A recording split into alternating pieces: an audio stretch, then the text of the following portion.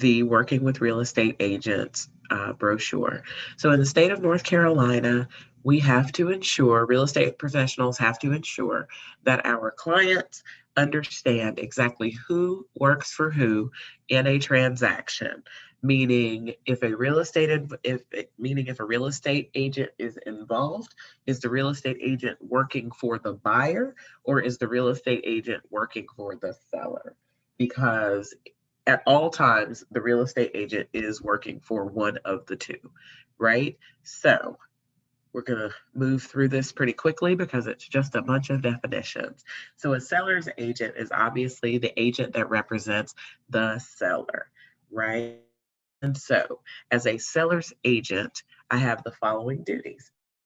Firm and its agents must promote your best interest, be loyal to you, follow your lawful instructions, provide you with all material facts that could influence your decisions, use reasonable skill, care, and diligence, and account for all monies that they handle for you, right?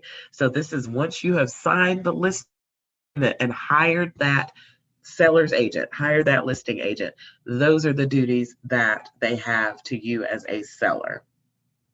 Okay. Now, as it says there, until you have signed the listing agreement, you should avoid telling the listing agent anything that you would not want a buyer to know.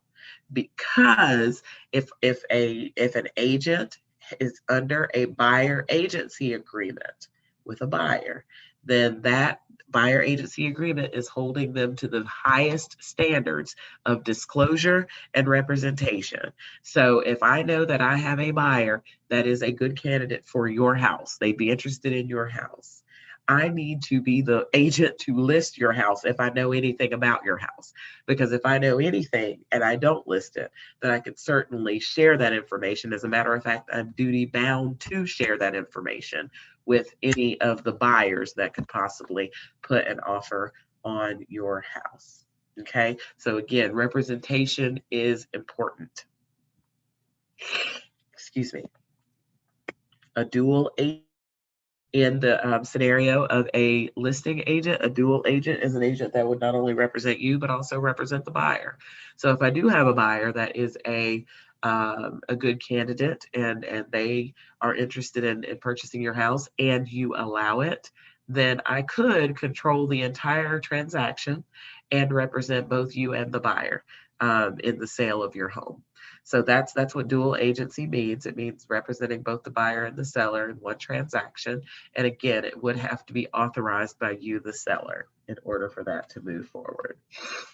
And then on the buyer side, if I were representing you as a buyer, then I have the same duties. So the duties to the buyer, real estate firm and its agents, if they represent you as a buyer, they're going to promote your best interests, be loyal to you, follow your lawful instructions, provide you with all material facts that could influence your decisions, use reasonable skill, care, and diligence, and account for all monies that they handle for you.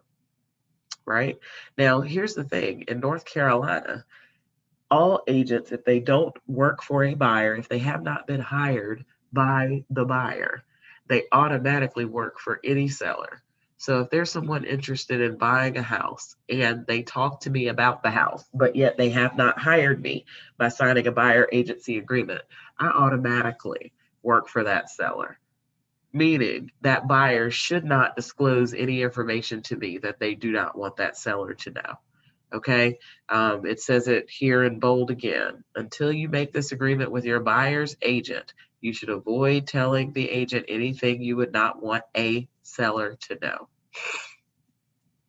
Okay, very important to solidify your real estate relationships. A dual agent in the scenario of working with a buyer, that would mean I'm working with a buyer and then I have a listing or I have listed a home that is also would be a good fit for the buyer as well. Okay, and again, that seller would have to authorize that that's okay. A seller's agent working with a buyer.